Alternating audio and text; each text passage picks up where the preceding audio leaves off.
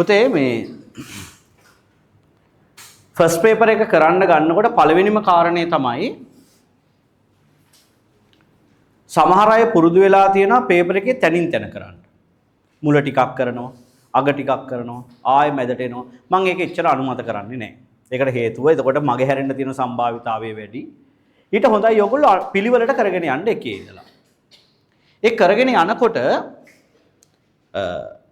අපිටම ඕගොල්ලන්ට මේ වෙනකොට ඔය ක්ලාස් එකේ පේපර්ස් පාස් පේපර්ස් කරලා විනාඩි 2 කියන කාලය ගැන යම්කිසි හැඟීමක් තියෙනවා. යම්කිසි ගානක් විනාඩි 2ක් සමහර 2:00මාරකටත් කිට්ටුව වගේ ගිහිල්ලත් උත්තරයක් එන්නේ නැත්තම් මම කියන්නේ විනාඩි 2කින් දෙකට ඔරලෝසුව බලන්න කියලා නෙවෙයි. නමුත් පොඩි හැඟීමක් දැනෙනවනේ. සාමාන්‍ය සැලකිය යුතු කාලයක් මේ ගානට ගියා. නමුත් තාම උත්තරයක් එන පාටක්වත් නැහැ. ගාන ඔලුවට එන්නෙම නැති සීන් එකක් Tamanට දැනෙනවා නම් අතහැරලා යන්න හිත හදාගන්න.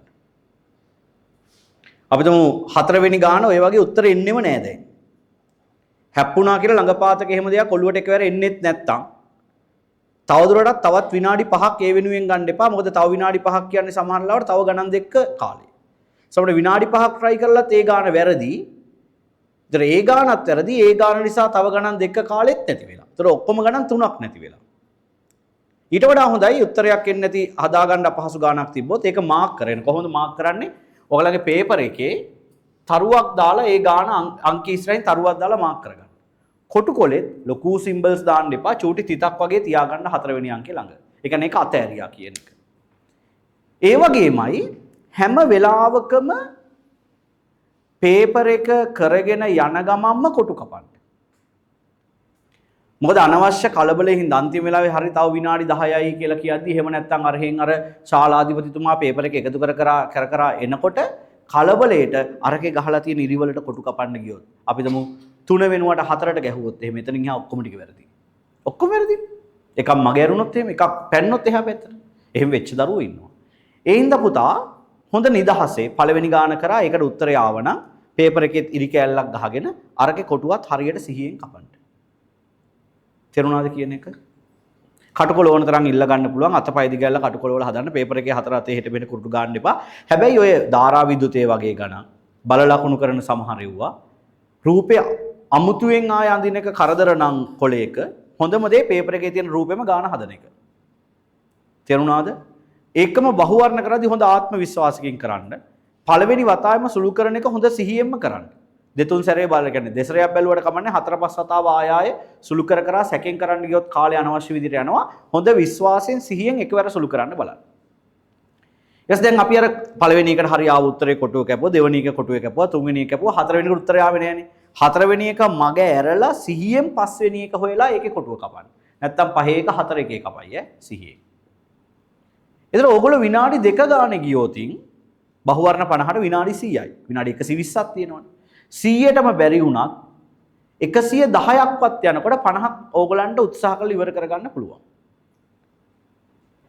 ඒ කියන්නේ කියවලා උත්සාහ කරලා ඉවර කරගන්නවා පැය දෙකට විනාඩි 10ක් වතර ඉතිරි වෙලා තියෙනකොට බහුවර්ණ 50. සමහරවිට අතරමඟ දැන් ගණන් සමහරවිට 7ක් 8ක් උත්තර ඇවිල්ලා නැහැ.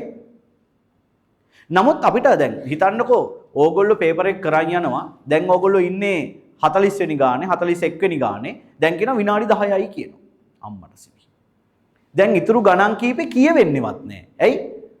බයයි කලබලෙයි හිතා ගන්න බෑ. ඕගොල්ලෝ මොකද කරන්නේ අන්තිම වෙලාවේ නිකන් අර එකතු කර ඉදදී ඔහොම කොටුව කපලා දෙනවා. බලන්න එපා ගෙදර ඇවිල්ලා. නමුත් කවදා හරි දවසක හරි පස්සේ බලද්දි තේරෙනවා අම්මට සිවි අන්තිම ගණන් 10 මාර ලේසි. කරා නම් ඇත්තටම කරගන්න තිබ්බ ගණන් 10ක්. කරගන්න බැරි වුණේ ඇයි? කාලේ නැති වෙච්ච නිසා. කාලේ නැති වුණේ ඇයි? අතරමඟදී බැරි ගණන් එක්ක හැපි හිටපු හින්දා.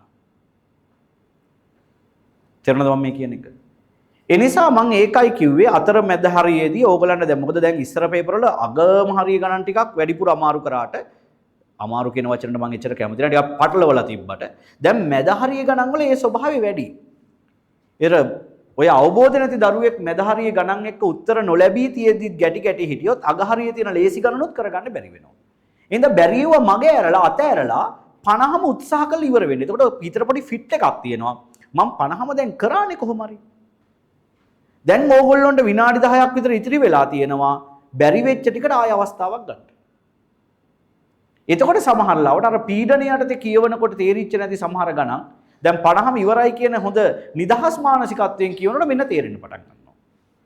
ඒ නිසා විනාඩි 2කට 2කමාරකට වඩා ප්‍රශ්නයක රැඳෙන්නේ නැතුව එව්වා බැරි නම් අපහසු නම් අතහරිමින් ඉදිරියට යන්න. අවසානයේ විනාඩි 10ක් ඉදිරි කරගන්න ප්ලෑන් එකක් ඉන්න පුළුවන් නම් ඒ විනාඩි 10 තුළ බැරි ඒවා ටික නැවත වතාවක් බලන්න පුළුවන්.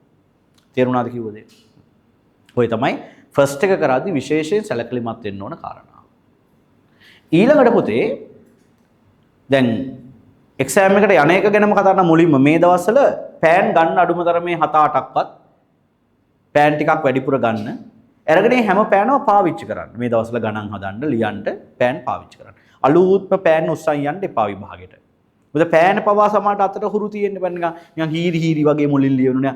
පුළුවන් තරම් නෝමල් ලින්ට සාමාන්‍ය තත්ත්වයේ. තේරුණාද? පෑන් 7-8ක්වත් අරගෙන ඒවා ටික ටික පාවිච්චි කරලා ඒ පාවිච්චි කරපු පෑන් අරන් යන්න. පැන්සල් මකන වුණත් එහෙම කමක් නැහැ. වෙන දෙයක් තියා විභාගයට කියලා අමුතුවෙන් ඇඳුම්වත් මහන්න එපා. වෙනඩ සර් ඉස්කෝලේ ඇඳුම් දැන් අඳින්න බෑ දැන්. ඔළුවෙන් දාගන්නත් බෑ. ඇයි ඒ? අධ්‍යාපනයේ වැඩි වෙලා දැන් ගිලා දෙන්න ඔළුව හරියද? සමහරුන් ඉතින් ඒක දැම් තියාම හොයාගන්න නැත්තම් එදා උදේට ගවුම කලිස මැදලා මාර වැඩේ පුපුරන්න වගේ දැන් මොකද කරන්න කියලා හිතන්න එපා ඈ. ගැලපෙන ඇඳුමක් දැම්ම හොයාගන්න. අමුතුවෙන් ඇඳුම් මහන්න ඕනේ නැහැ ඒවට. හරි? නෝමල් විදිහට යන්න. වෙනදා ඉස්කෝලේ ගිය ස්වරූපයෙන් යන්න. ගියේ නෑනේ. ඒකනේ ප්‍රශ්නේ. හරි. ඒ යනකොට ගියව ස්වරූපයෙන් යන්න උත්සාහ කරන්න. හරි. මොනවද ගෙනියන්න තියෙන්නේ?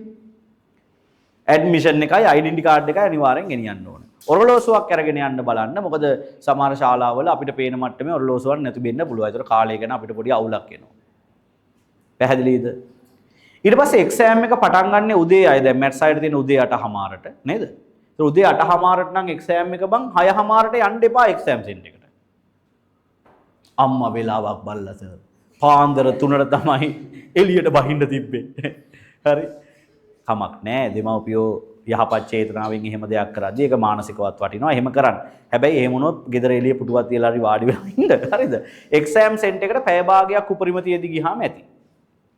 ඔය යනකොට අතරමඟ බස් එකේ හරි ගිහිල්ලා ඉස්කෝලේ ළඟ ගේට්ටුව ළඟ ඉන්නකොට හරි මචං ඔබ දන්නවද වැඩ මට හම්බුණා බං අද එන ප්‍රශ්නේ ඵලයක් හොයන්න කියලා දෙකක් කියලා පැත්තකට යන්න අහන්නවත් එපා කියන එක.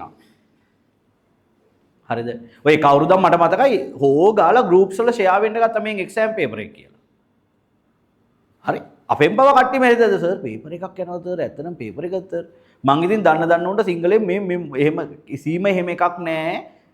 ඕක හැක් කරලව බලන්න එපා කියලා සමහරුන්ට ඔය කොච්චර කිව්වත් අපේ උන් කැමතිනේ ලේසියෙන් දේවල් ලබා ගන්න. හරිද? අන්තිම මේක කියවගෙන ගිහිල්ලා පේපර් එක දිග අරපුවාම එකක්වත් නෑ ළඟින්වත් යන. සමහර දක්ෂ දරුවෝ උන් ඔක්කොම ලෑස්ති වෙලා හිටියා. අන්තිම සතියේ පේපර් එකක් හම්බ වෙනවා මේකමයි එන්නේ. දැන් ඌ මොකද කරන්නේ? අපි හරි ආසයිනේ මේ බර අඩු කරගන්න. දැන් ඒකේ තියෙන්නේ බර්නූලි ගාන යාන්ත්‍ර විද්‍යාව. මූ මොකද කරන්නේ?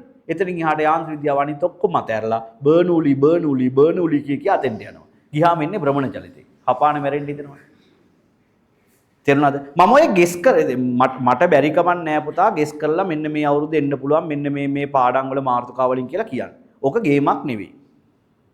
අවුරුදු 10ක් 15ක් එක්සෑම් එකේ පාස් පේපර්ස් වල ආපස්සට බලපුවාම මේ අවුරුද්දේ වඩාත්ම එන්න පුළුවන් ව්‍යුහගත කෑල්ල මොකද්ද රචනා කෑල්ල මොකද්ද කියලා කියා ගන්න පුළුවන්.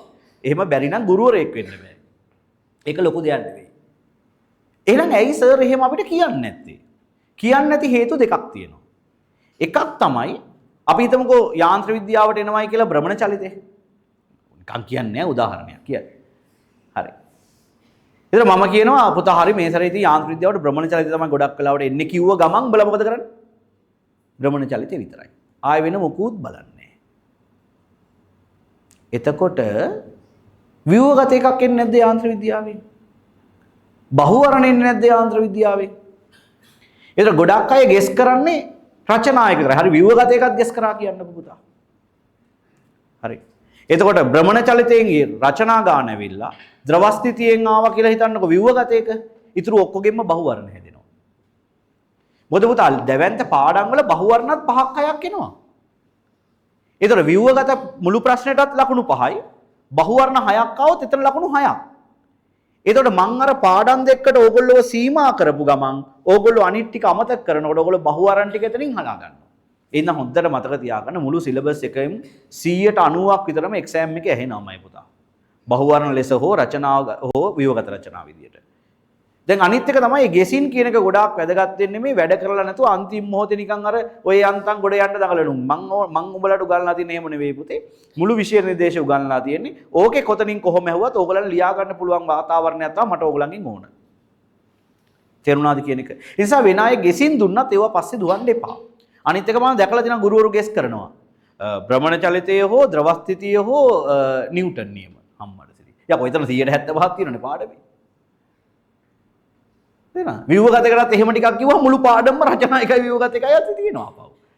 ඒ හින්දා ඒව පස්සේ දුවනවා වෙනුවට හැම කොටසම හොඳට ස්ථාවර කරගන්න මේ දවස් ටිකෙත් උත්සාහ කරන්න. හැබැයි මම අන්තිම දවස්වල අද දවසේ ගිය සතිවල පේපර් වල කරද්දි මෙව්වා වැදගත් කියන ප්‍රශ්න තියෙනව නේද?